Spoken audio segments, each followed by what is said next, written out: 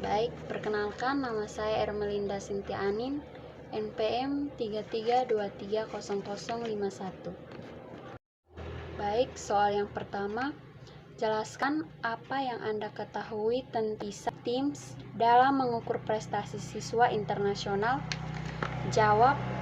Pertama, PISA adalah program yang diselenggarakan oleh OECD atau Organisasi Kerjasama dan Pembangunan Ekonomi dan fokus pada kemampuan siswa dalam literasi, matematika, dan sains.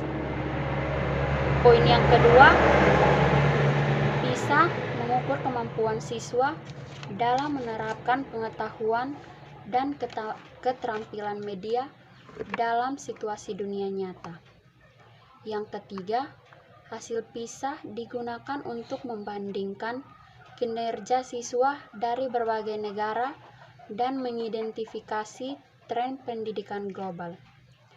Yang kedua, TIMSS adalah studi internasional yang dilakukan oleh IEA atau Asosiasi Evaluasi Pendidikan Internasional dan fokus pada penilaian kemampuan matematika dan sains pada siswa. Yang kedua, TIMSS lebih berfokus pada pemahaman konsep dan pengetahuan dasar di bidang matematika dan sains. Yang ketiga, TIMSS juga memungkinkan perbandingan antara negara dalam hal prestasi matematika dan sains siswa.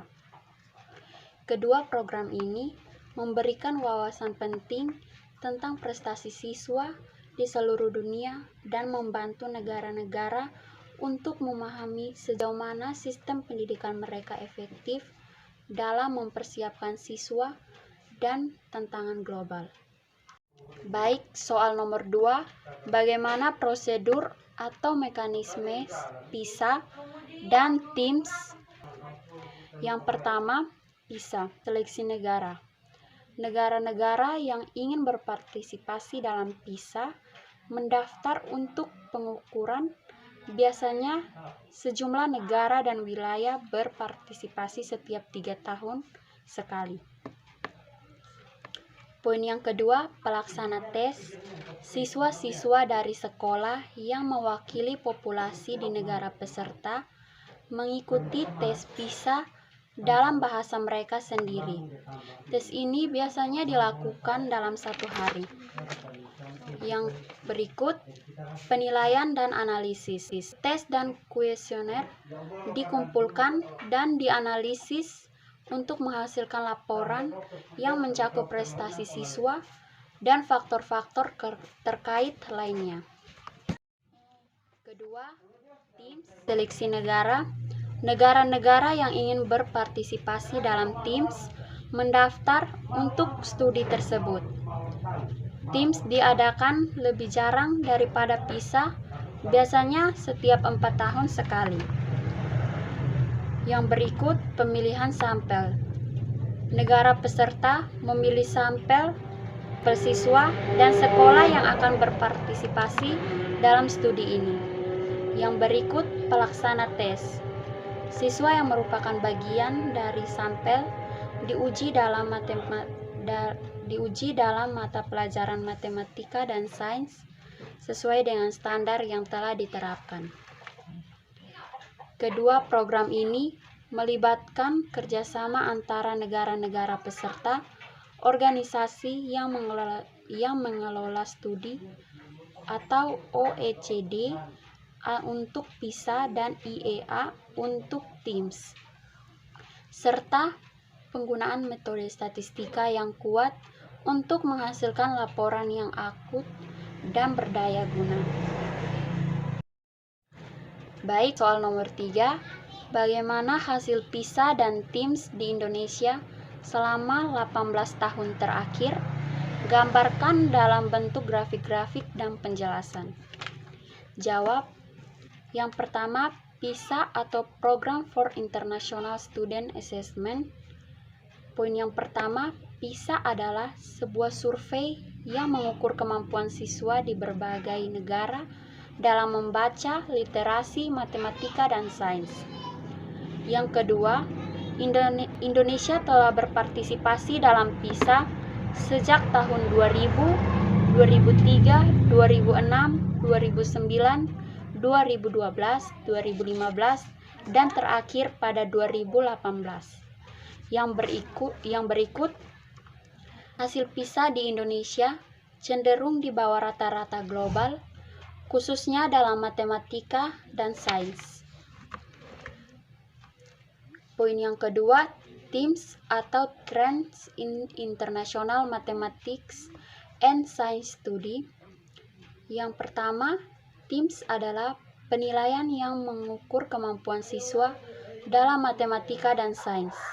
Yang kedua, Indonesia telah berpartisipasi dalam TIMSS pada berbagai siklus termasuk 1999,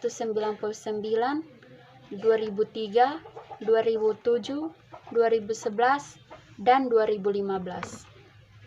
Secara umum, hasil TIMSS Indonesia juga menunjukkan peringkat yang lebih rendah daripada rata-rata global, meskipun ada variasi dalam hasil setiap siklusnya. Kedua pernyataan ini menunjukkan tantangan dalam sistem pendidikan Indonesia dan upaya terus memperbaiki kualitas pendidikan di negara ini. Soal nomor 4, bagaimana perbandingan hasil PISA dan TIMSS di Indonesia dengan negara lainnya di dunia? Jawab. Yang pertama, PISA. Poin yang pertama, secara konsisten, Indonesia menduduki peringkat di bawah rata-rata global dalam matematika, sains, dan membaca. Yang kedua, negara-negara maju seperti Singapura, Jepang, Finlandia, dan Kanada secara rutin menduduki peringkat teratas dalam ketiga aspek tersebut. Yang ketiga, Indonesia seringkali berada di antara peringkat tengah hingga bawah, walaupun ada beberapa perbaikan seiring berjalannya waktu. Yang kedua, TIMSS. Poin yang pertama, hasil TIMSS juga menunjukkan bahwa Indonesia berada di bawah rata-rata global dalam matematika dan sains. Poin yang kedua, negara-negara dengan sistem pendidikan kuat seperti Singapura, Hong Kong, Jepang, dan Korea Selatan mendominasi peringkat atas dalam matematika dan sains di TIMSS. Yang berikut, Indonesia seringkali menempati peringkat yang lebih rendah dalam perbandingan dengan sebagian besar negara-negara peserta TIMSS. Perbandingan ini menunjukkan bahwa ada perbedaan signifikan dalam kualitas pendidikan antara Indonesia dan negara-negara maju. Negara-negara dengan pendidikan yang lebih baik biasanya memiliki sumber daya, pendekatan pendidikan, dan kurikulum yang lebih kuat. Soal nomor 5, menurut Anda, mengapa hasilnya PISA dan TIMSS seperti pada nomor 3 dan 4? Jawab. Hasil PISA atau Program for International Student Assessment dan TIMSS atau Trend in International Mathematics and Science Study bisa bervariasi tergantung pada berbagai faktor termasuk pendidikan, budaya, kebijakan pendidikan, dan sosioekonomi di setiap negara.